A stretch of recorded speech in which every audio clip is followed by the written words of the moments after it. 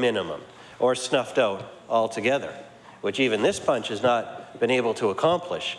But they have made some good moves in that direction. But having said that, it is based on a false premise that all the surpluses used to get spent. That is not the case. And I can show you that. The Auditor General has shown all members that. I've tabled that very information in the House before, and the fact of the matter is this House of Assembly made it the law that we must run surpluses during that time. So I raise this, as I raise it on a number of occasions, to point out that it is not correct for anyone in the government, certainly the most senior official of the government or his Minister of Finance, to say that they inherited a large deficit. They did not. Now, I happen to believe that many Nova Scotians, knowing this great inconvenient truth that was out there, still accepted it because they wanted the government to do the hard work of generating new surpluses and paying down our debt, because that is an important priority for our province. It's certainly an important priority for the next generation of Nova Scotians who are saddled with a very big debt at the moment, one of the highest per capita in the country. And so we all went along in the hopes that where the government was going was to prepare us for some hard medicine. But we've all been let down, Madam Speaker, because here we are, 3 budgets, and 2 years later, the deficit's no smaller today than it was 2 years ago.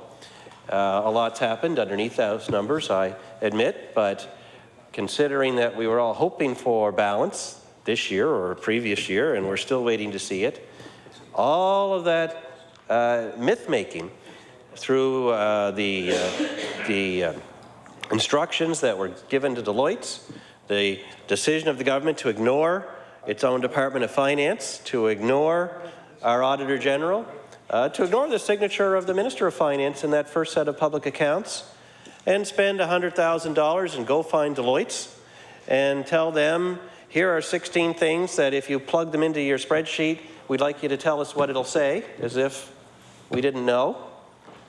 All of that wasn't, in fact, to prepare Nova Scotians for some tough medicine and balance the budget.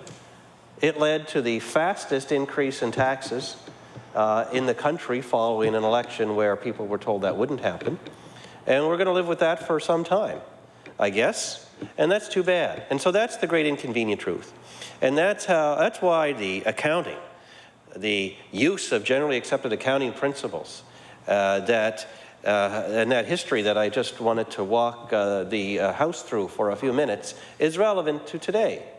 Because here we are now with the 2011 set of estimates, 11-12, and the 2011 Financial Measures Act, and we still have this great inconvenient truth hanging out there.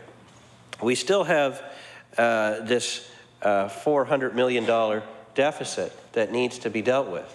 Our debt continues to go up by an astounding amount, actually, for just 2 short years, in office, Madam Speaker. And the reason that it's important to look at that history is in order that we are able to look forward from here.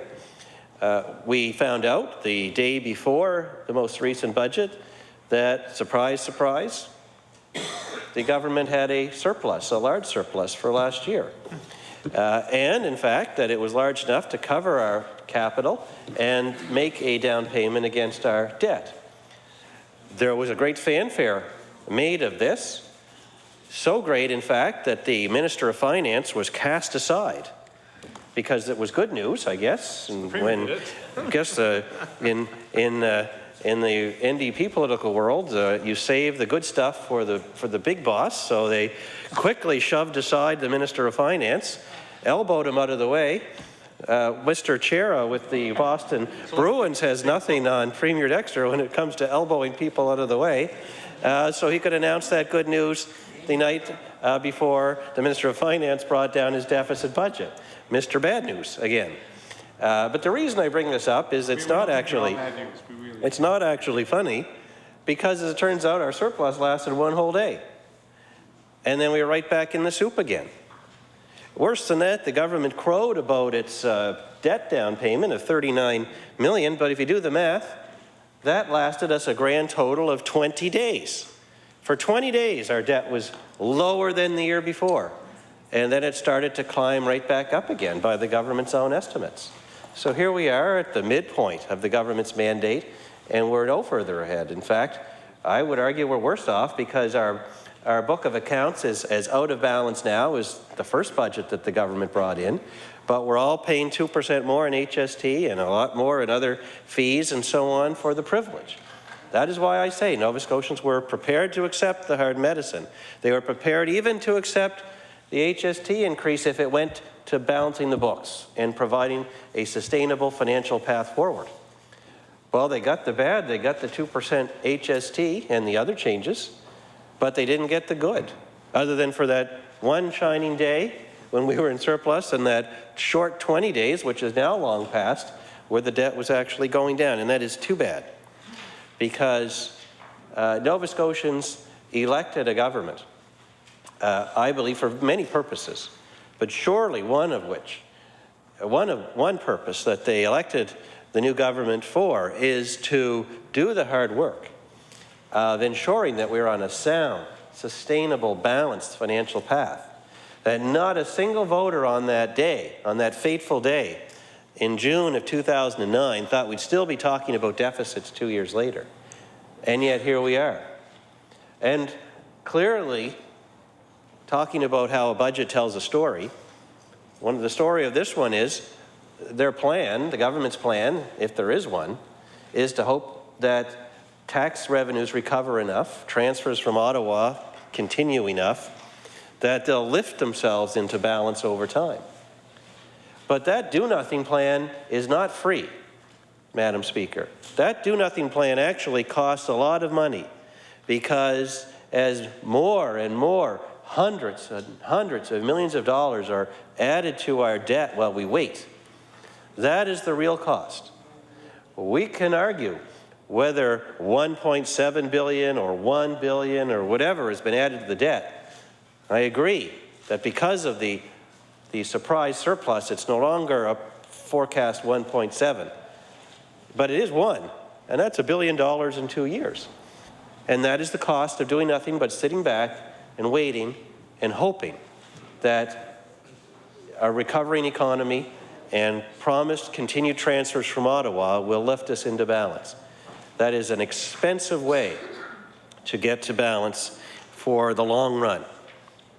So I've called on the government, as the PC caucus has, to live up to their word from the election, to do the hard work early in their mandate, to bring the books into balance, to not cherry pick a couple of things here and there, whether it's a ferry or reading recovery or whatever, to claim you're tough, which actually don't add up to very much money, but have caused some real hardship, but to actually do the hard work across the whole range of programs and services and administration and FTEs and departments and Crown corporations and the whole works to bring the budget into balance early, and then to keep going after that. We should be now at the point where we're keeping going beyond balance to get to that point where we can bring our debt to a halt, full stop, which is what we owe to the next generation of Nova Scotians. As long as we are the highest or the second highest debt per person in the country, this has to be our priority. It is not just so that we can be good accountants, because that's not ultimately what we're elected to do, although that is a worthy thing to aim to be, I might add, but not only for that reason, but because it's good policy, because it puts us on a sustainable footing, because it removes one of the great challenges to sustainable health care and sustainable education and other programs, because mounting debt and never-ending deficits are one of the things that is a big threat to our ability to sustain the health and education and other services that Nova Scotians want. And yet we're still waiting for all that to happen.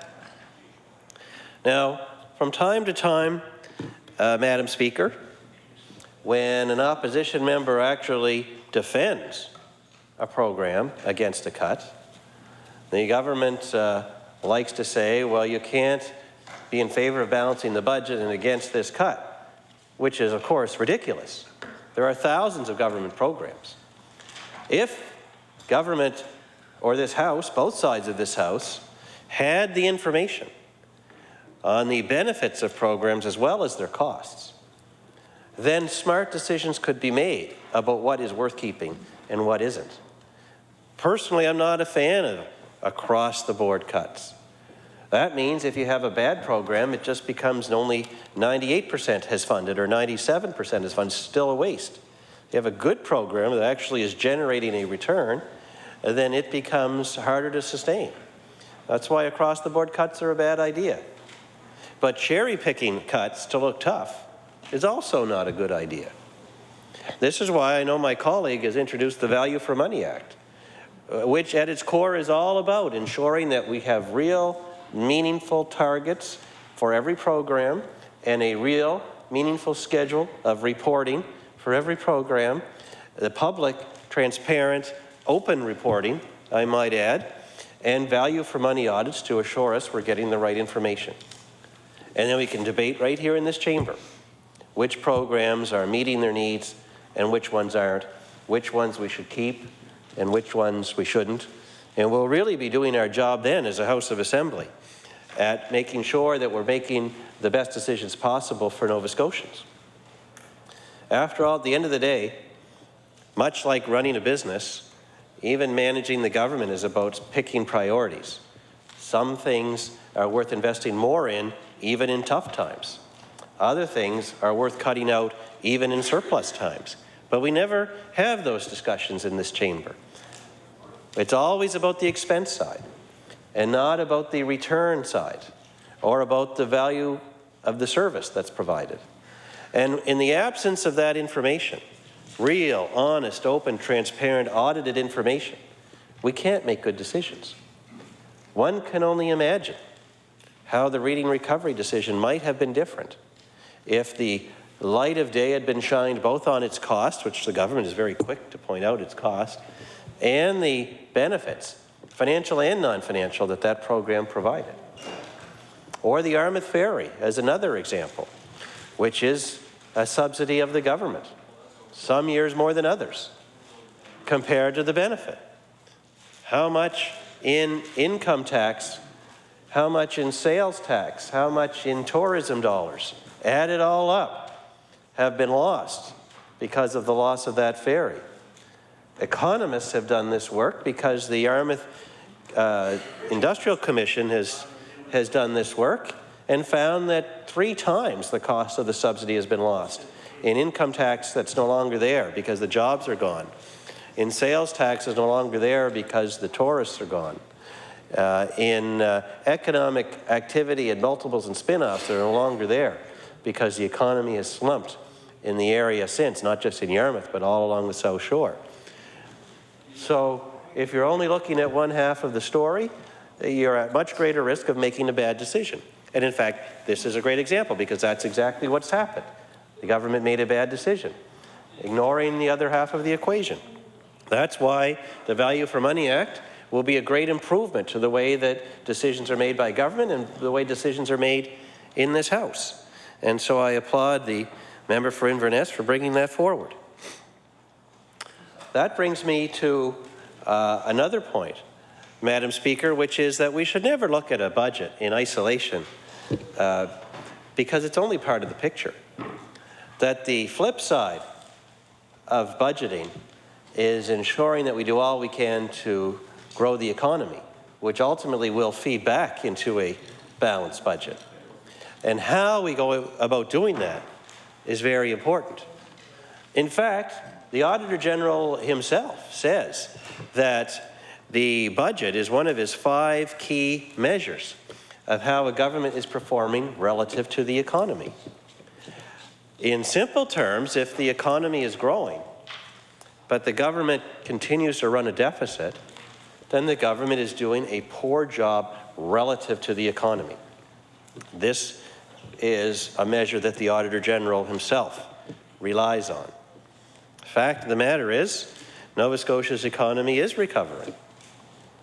The Premier and senior members of the government in defending the budget got up on a number of occasions to say, look how great it is that we're taking in more income tax revenue, more sales tax revenue, more corporate tax revenue, because the economy is recovering and individuals and businesses are making more income and therefore paying more in taxes.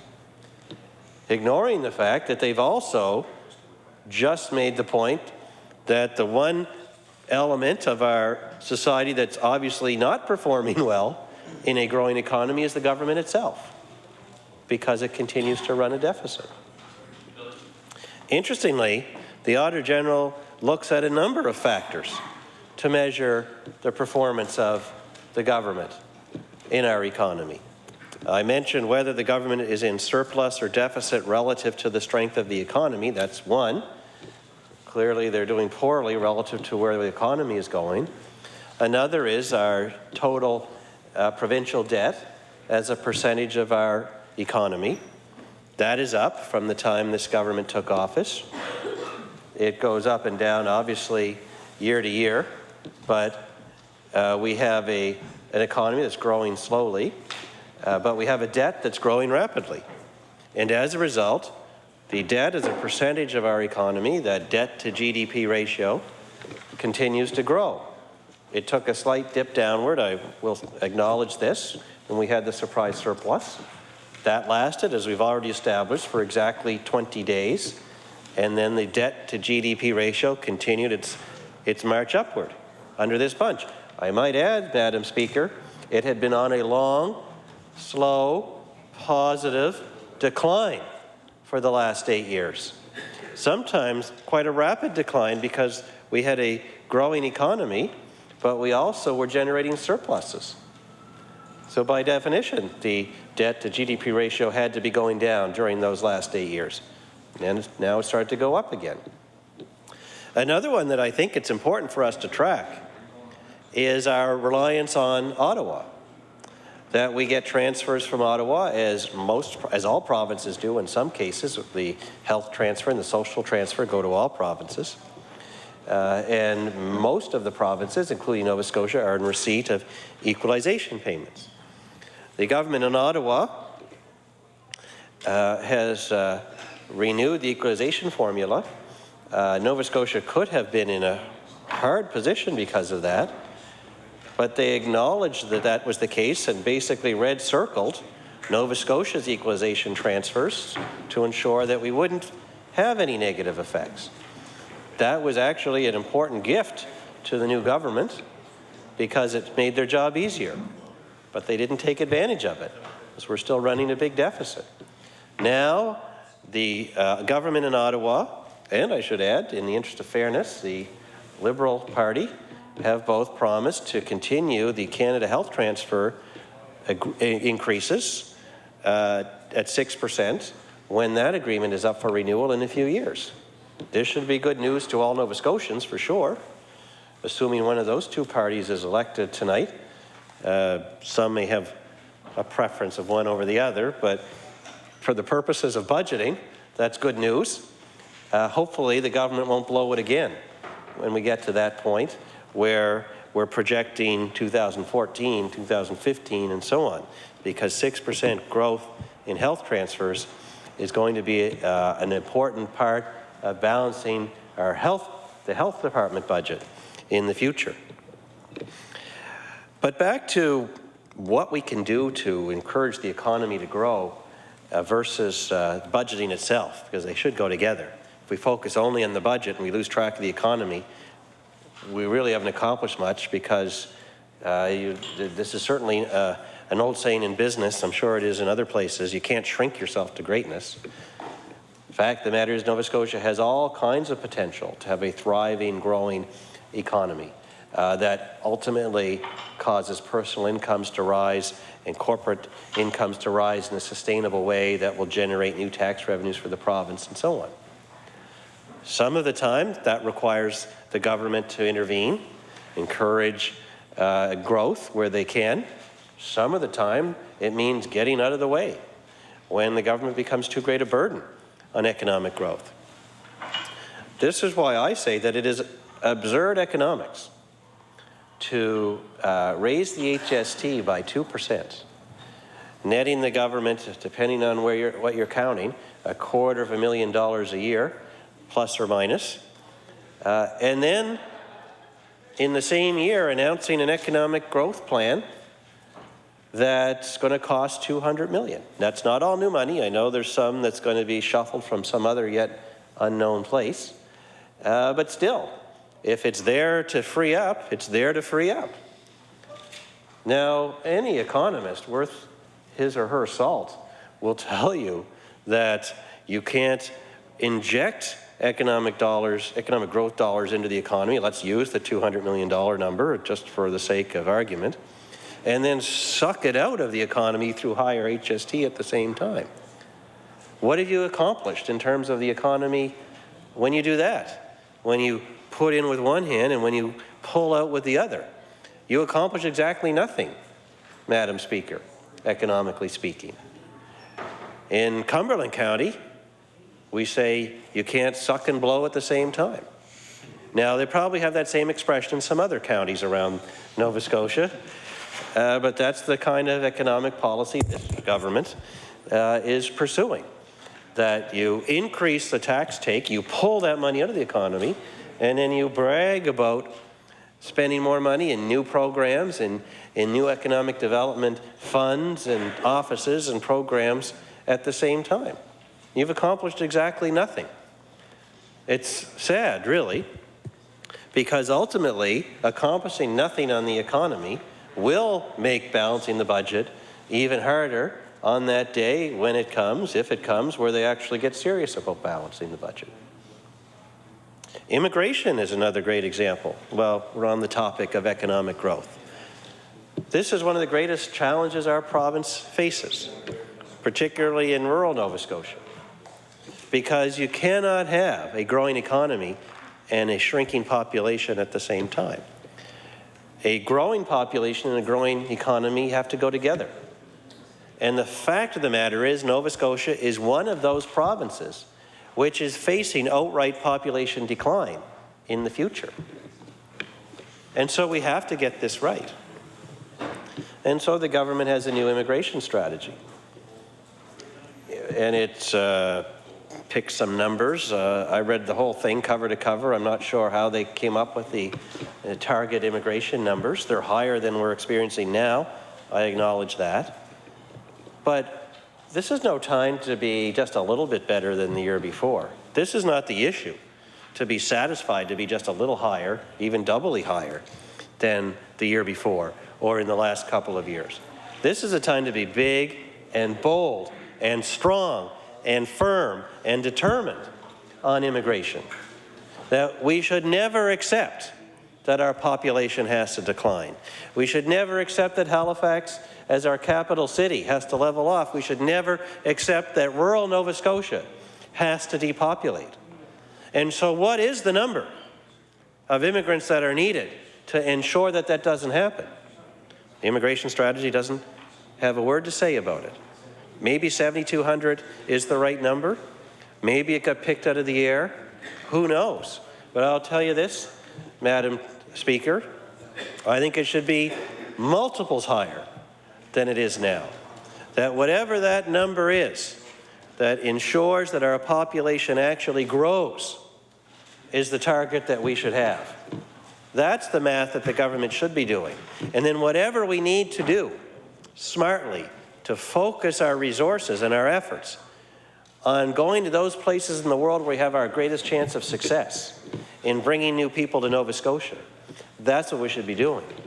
And then ensuring that we have the settlement abilities in all parts of the province to make sure that we have growing immigration in all parts of Nova Scotia is also what we should be doing. But the immigration strategy tied into the economy, tied into the budget, just so you know I am on track with the theme of the bill before us, is silent in some very key areas.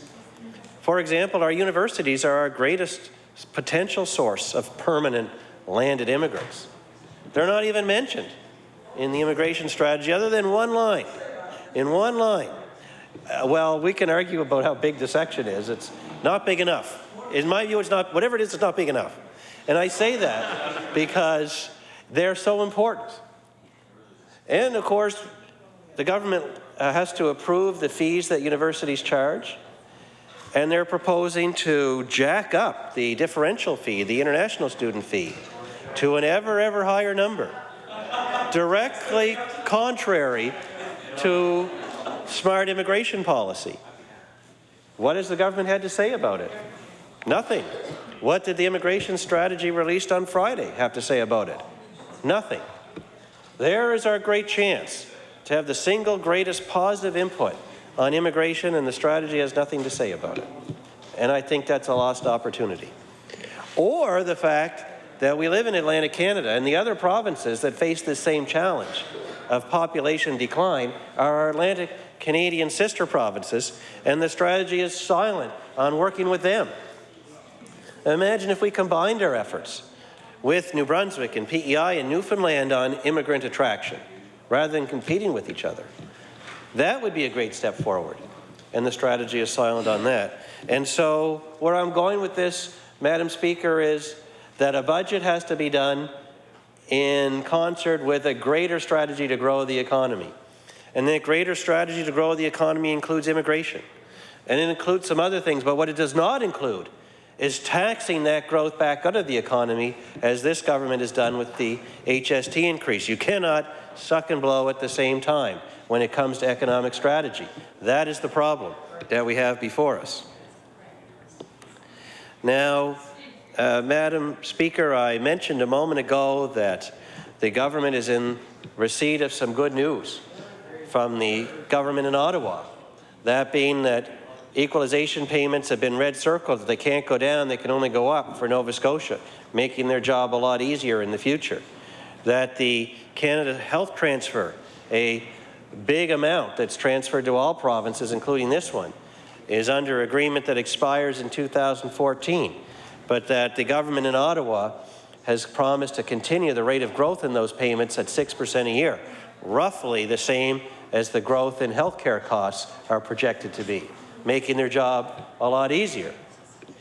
That is good news for the government here in Nova Scotia, and I know they're happy to have it because they've been treated like true partners by the government in Ottawa. They've been treated respectfully by the government in Ottawa, by the higher order of government in Ottawa, the federal government, treating the provinces with respect, honoring agreements with the provinces, promising to extend those agreements, even though the government in Ottawa has its own financial challenges, that they've picked their priorities, and health transfers is one, and equalization is another, because they have agreements with the provinces in those areas, and they're respecting those agreements, both until the end of their term and into the future. One can only wish that the NDP government in Nova Scotia treated their local governments with that same respect, with that same sense of duty, with that same sense of partnership. But they didn't. And this Financial Measures Act, this very bill, sets the stage for the termination of the signed agreement between the government of Nova Scotia and our 55 municipalities. Those municipalities that relied on it, those municipalities that budgeted for it, that relied on it to do long-term planning, because they are struggling as well. But the one thing they asked of their provincial government was that it honor its commitments. I only reluctantly point out that when they ran in the last election, one of the things they said was they would honor the commitments of the previous government. It's pretty hard to break two promises in one action. You know, in curling, we call that a double takeout. So by terminating that agreement, they actually broke two commitments at once. The one they'd made to the people of Nova Scotia to keep all commitments, and the commitment that they had made to our municipalities that the government had made. But it's not just about elections. There's an important principle at stake, that parties can come and go in and out of government, but the signature of the government goes on, even when the parties change. And only this bunch could actually, with a straight face, argue that they're honoring the agreement by terminating the agreement. That may strictly legally, if you get O.J. Simpson's lawyer on your side, be correct. But I don't know that very many others would think that terminating an agreement and honouring it are the same thing.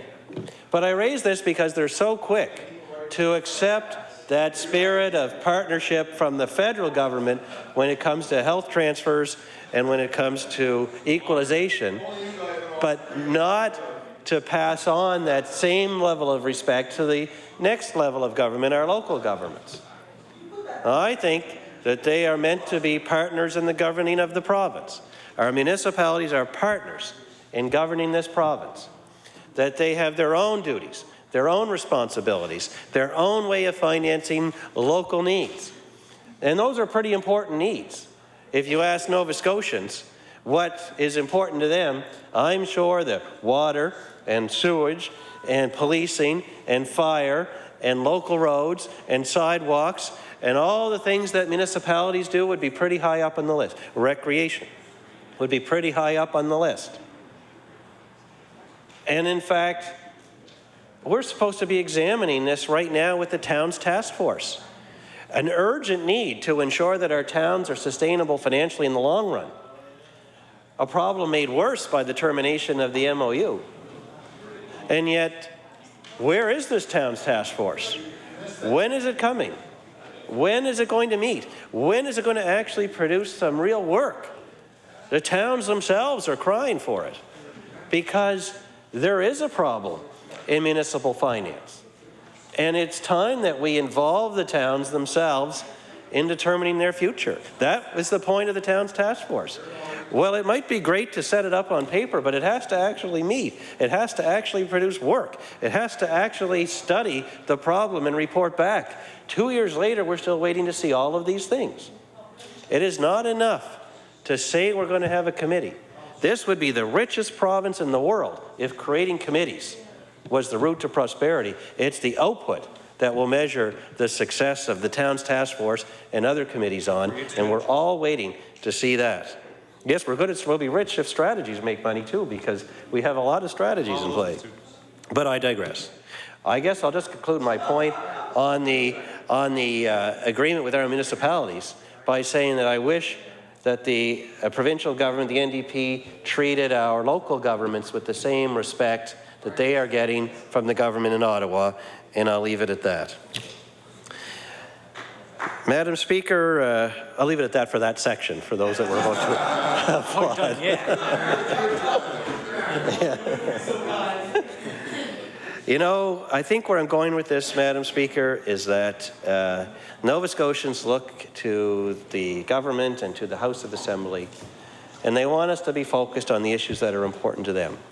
They want us to be working collaboratively on modern Nova Scotia problems, whether it's our high level of taxation, whether it's the cost of living, which is getting harder and harder every day, whether it is long-term sustainable modern health care, whether it's the education of our kids and the outcomes that we all want from our education system, whether it's a true plan to grow the economy, whether it's a true examination of the cost and benefits of the thousands of programs that governments deliver. These are the things that Nova Scotians want us to deal with. But too many of them have become convinced that the structures of this House, that the direction of that government, that the way we spend our time is not focused enough on the issues that they want us dealing with.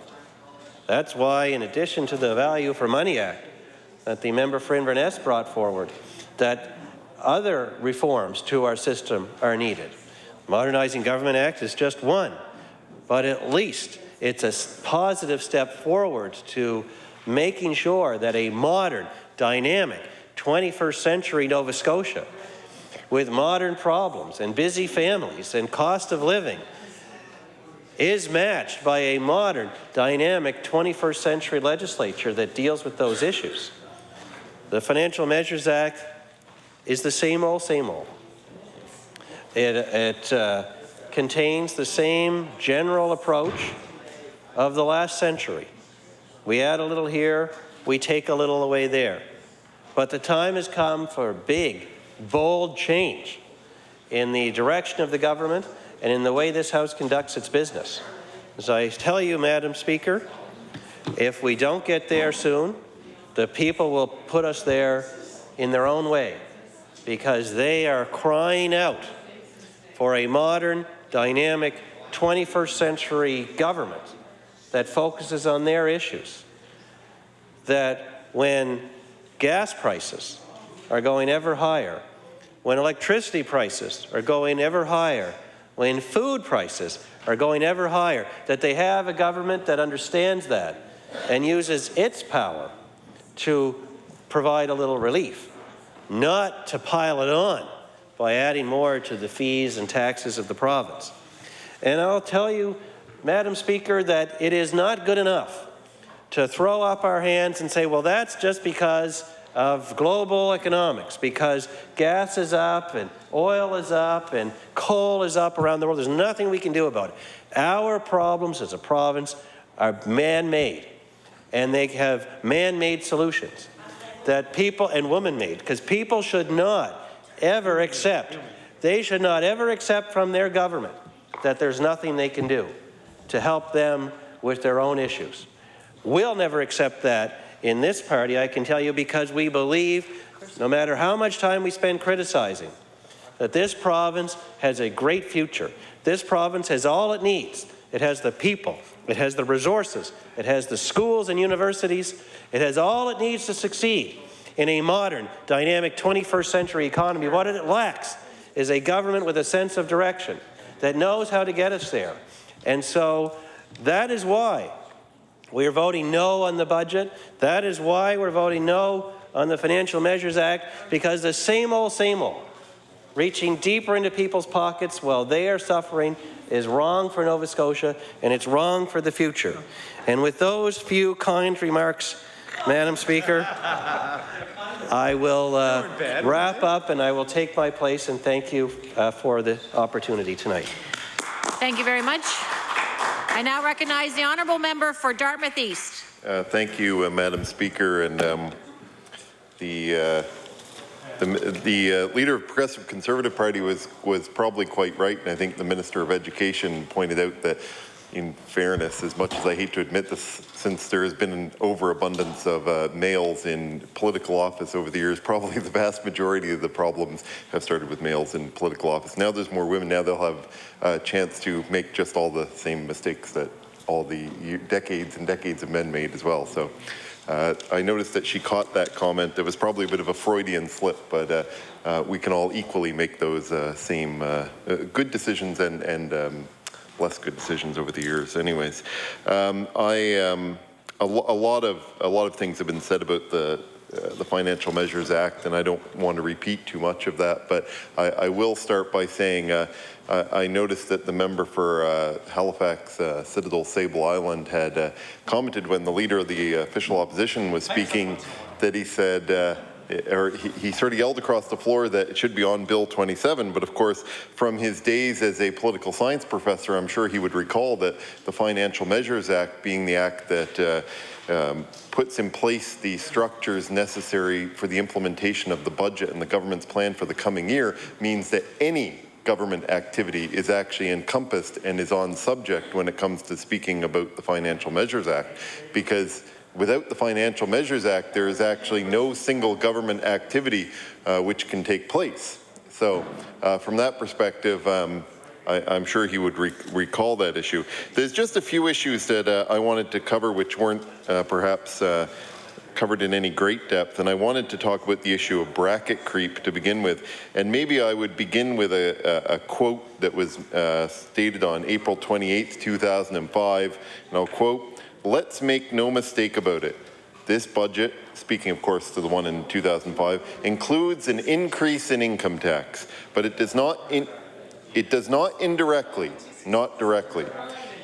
While inflation marches along, the tax brackets do not. Simply by virtue of inflation, more people move into a higher tax bracket. This is as much a tax grab as if the Minister of Finance reached into your pocket or into your wallet or into your purse and took out the money. Let's make no mistake about it, this is a tax increase measure, the government's continued refusal or inability to index tax brackets," unquote. And of course that was said by the current, oh yeah, I can table that, sure. That was I'll table it after. But that was said by the current Minister of Finance when he was the critic of the Finance Department at the time. And so it's interesting to now hear the minister stand up and say, there you go, I guess you want that table.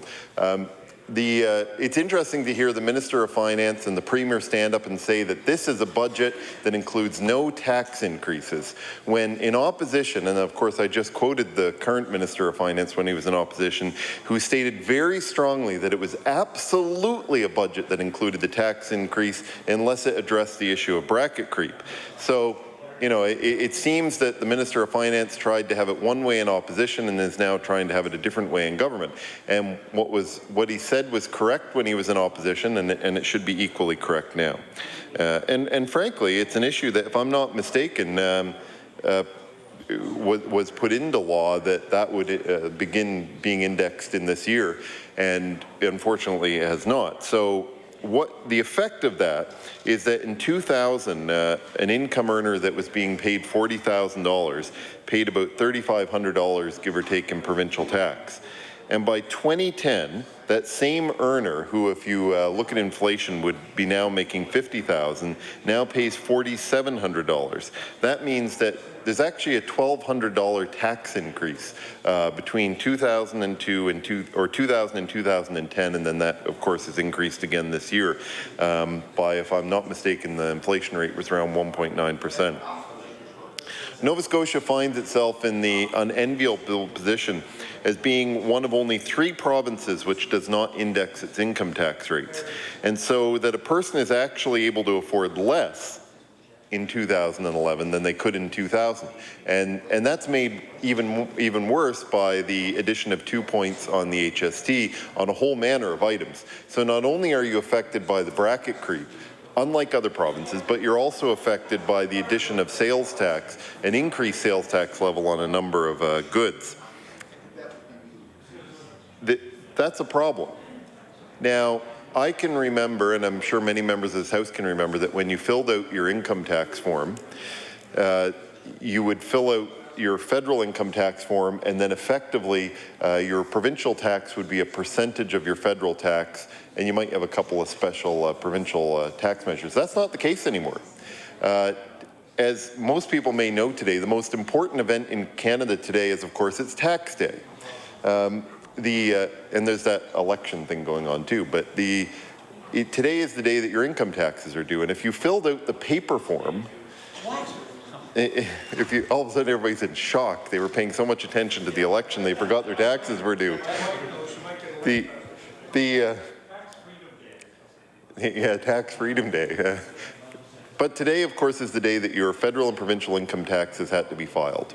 And there's an interesting thing about that if you had filled out the paper form, there aren't as many people filling out the paper form now, but if you had filled out the paper form, you would have seen that no longer is the provincial tax form a single page where you put in your federal tax and you work out a percentage, and then of course there's a couple like the graduate tax credit or provincial political donations that you may have filled out. That's no longer the case. It's actually its own form now that you fill out, and then at the end you fill out 3 or 4 pages of provincial tax information, which is actually longer now than the federal one, the basic thing, other than all the different schedules, and then you have to take that number, put it back on your federal form. Well, that's a huge change.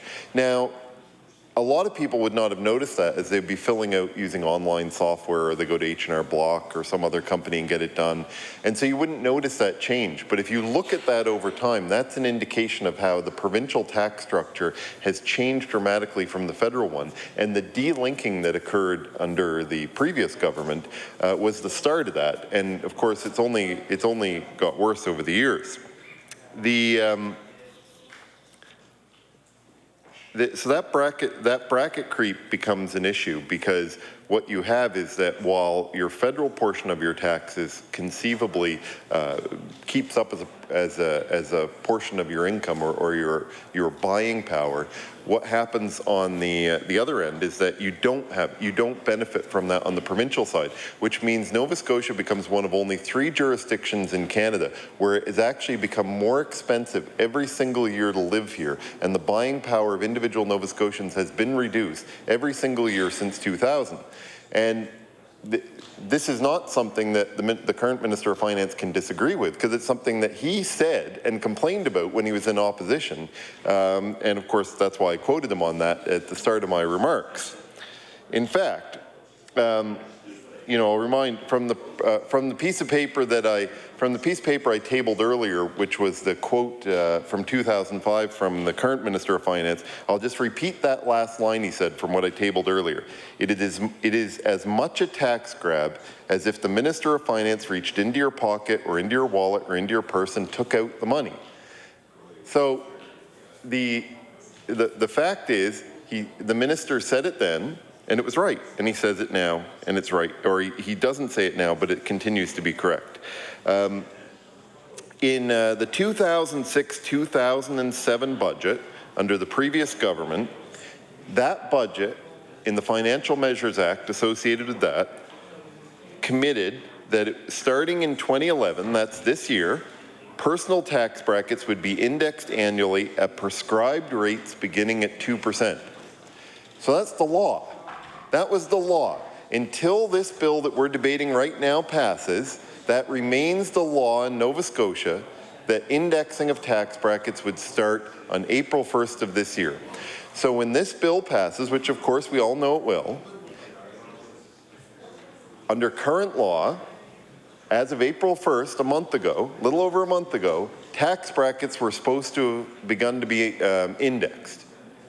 When this bill passes, the government will reach in retroactively and de-index those tax brackets back to April 1st.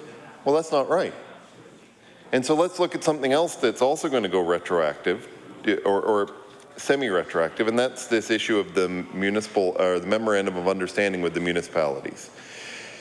And there's been a lot of talk about, is it just a memorandum of understanding? Was there a clause that allowed the province to get out of it? Well, of course, and a lot of memorandums of understanding have this. But this also had the force of law because it was passed in the Financial Measures Act. And the reason that this Financial Measures Act includes a provision that repeals that is because it was more than a memorandum of understanding. The deal with municipalities was not just a piece of paper, it was the law of Nova Scotia. Since 2007, it was the law. It has been the law. So it's much more than just a piece of paper where two people agreed that this is what would happen in the future. And that is proven by Bill 27, because Bill 27 moves forward and repeals that provision in law. So it's much more than just a memorandum of understanding. It's the law of Nova Scotia. And it will remain the law until this bill receives royal assent at some point in the next month. And the member for Halifax Citadel Sable Island may just want to get up and have a debate, which is fine by me if you want to discuss this, but he said it's still in the agreement. Unfortunately, if the member goes back and reads the Financial Measures Act of 2007, where this was put into law, or 2008, I'm not sure which year it was, while the memorandum of understanding had that portion, the law that was passed did not have that provision. And it is the law of the land and has no exit provision in that law. And many a memorandum of understanding have such provisions. And Madam Speaker, the Financial Measures Act of 2008 did not actually entrench the entire memorandum of understanding in law. It entrenched one commitment without a provision for a change in that. So, the fact of the matter is, it's in many MOUs. It was actually also in the memorandum of understanding around the Atlantic Accord, but the now Premier and the Finance Minister were very upset when, and as were we, when the current Prime Minister decided he should tear that up using the same argument. So the fact of the matter is... Order, please. It's getting a little difficult to hear. If you could keep your chatter down a little bit, I appreciate it. The honourable member from Dartmouth East has the floor. Thank you. Thank you, Madam Speaker. No doubt, the members on this side of the House and this side of the House have a different interpretation of the Memorandum of Understanding, or I should say the members of this side of the House and the members of that side have a different understanding of it, and all of the municipalities and councils in the province have a similar understanding to this side of the House. And having been there when it was negotiated, to me, it's very clear what the intent was, and it was, and the member only needs to go back and read the studies that were done at the time and the reasons why this were done. And if the members on the opposite side can point to any reason why the research that was done to back that up has changed, that hasn't been presented by any of the ministers or members yet to point out what has changed in that research that would make the fundamental unfairness of change. And that's really what the issue is about. It's about municipalities dealing with their financial house and dealing with the issues that they have under control, and the province dealing with its issues. Instead of what's happening here is it will be a download to the municipalities. So, you know, what it means, because let's not forget the fact that at the same time that the government is saying that it will no longer pick up the costs for its own responsibilities, it is still requiring the municipalities to pick up the costs for things that it accepted in return for the province doing that. So, you know, they haven't given any relief to the municipalities on their obligations, and the municipalities don't have the ability to back out of that. And I think that that's important. The last issue that I wanted to just speak about at this, before this moves on to law amendments, is the issue of user fees. And we have to remember that, again, the member for Cole Harbour, when he was in opposition, was very specific to call user fees taxes. In fact, he said at the time that they are, that you can call them user fees, but in fact they are taxes. And you know, we agreed with him then, and we certainly agree with that position now. And yet, in fact, the current Minister of Finance put out a press release shortly before the 2007 budget. I'm trying to remember my years here, but I believe it's 2007 budget. It's either the 2007 or 2008 budget. The current Minister of Finance put out a press release complaining about the government increasing user fees just a week before a budget was expected to be tabled. And then he did exactly the same thing this year. So he thought it was wrong then, but he suddenly thinks it's right now that he's in government. And that, Mr. Speaker, should be troubling to us all.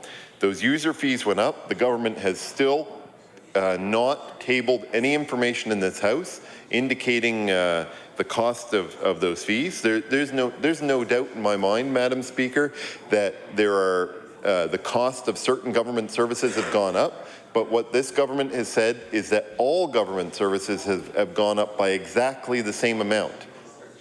Well, I don't even see how that's possible. Certain services would go up more than others. Maybe some have gone down, and yet the law requires that it be dropped all the way around, and or dropped where the fees have gone down and increased, and that information be provided. There has been no information tabled in this House that indicates the rationale for the increase of each user fee in each department. We've asked for that to be tabled. It has still not happened. And when we've asked, the information that's actually been tabled is just a list of fees and how much they've gone up by, not the amount that, not the rationale for each individual increase. The you know, fees are meant to be cost recovery, and I have no doubt that there's, or maximum of cost recovery, and I have no doubt that there's some that aren't cost recovery. I don't doubt that for a second.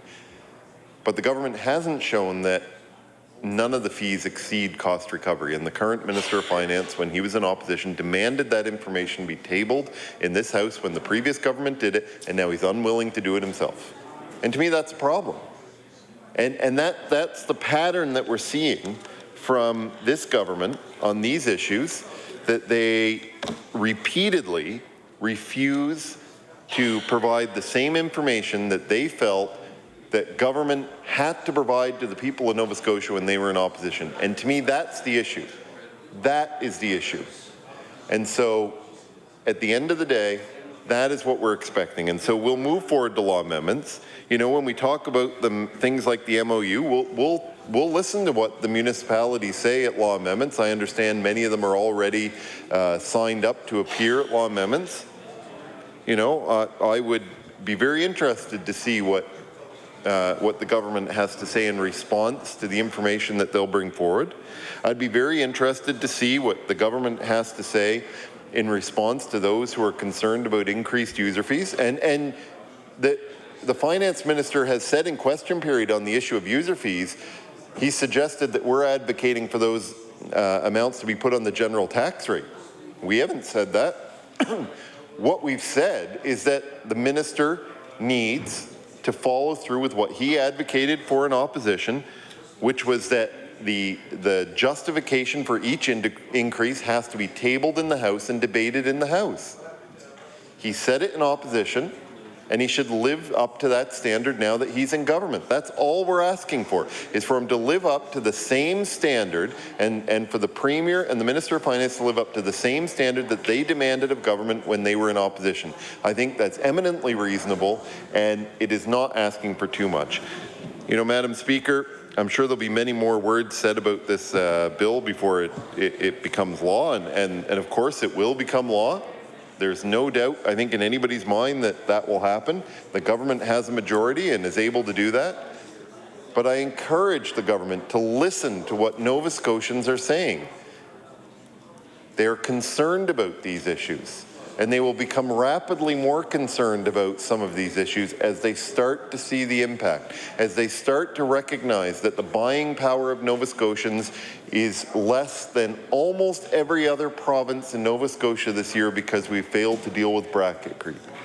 That property taxes in Nova Scotia will go up because the MOU will prevent municipalities from dealing with financial issues that they had planned over multiple issues, and because they can't rely on an agreement that was signed by the provincial government. That at the end of the day, user fees for everything from getting a septic tank approval to, opening a gas station, to getting a business fee, to trying to start your own business. I mean, my goodness, Mr. Speaker, they have an economic development strategy trying to encourage new business, and yet they made it more expensive to get the permit to start a business. That makes no sense. There's no strategy. It's a carte blanche increase across the board in every one of these issues, it comes down to one issue. The members on the government side demanded that certain information be tabled and proven in the House before things happen, and now they're doing exactly the same things without delivering on the same, without tabling in this House the same information that they demanded when they were in opposition. Thank you very much, Mr. Speaker. Thank you. If I am to recognize the Honourable Minister of Finance, it will be to close debate. The Honourable Minister of Finance. Thank you, Mr. Speaker. I'd like to thank all members for their constructive contribution to the debate. And with that, I would move second reading of the Financial Measures 2011 Act. The question is for second reading of Bill number 27, Financial Measures. Is the House ready for the question? All those in favour, say aye. Aye. Those opposed, say nay. The vote has carried. Bill number 27, entitled An Act Respecting Certain Financial Measures. Order that this bill be referred to the Committee on Law Amendments. I will now recognize the Honourable Government House Leader. Thank you, Mr. Speaker. Mr. Speaker, since we got this weighty bill passed, I think that will end the government's business for today. But Mr. Speaker, same place, same bat channel tomorrow, Mr. Speaker. Mr. Speaker, we will rise to meet at the hours of noon to 8 p.m. tomorrow. And after daily routine and question period, we will be calling public bills for second reading. Bills 17, 21, 23, 30, 33, 35, 36, 41, 40, 42, 43, 47. And with the time left over, we go early again tomorrow, Mr. Speaker. So with that, I ask the House to now rise to meet from the hours of 12 noon to 8 p.m. The motion for adjournment has been made. All those in favour say aye. Aye. All those against say nay. Motion is carried.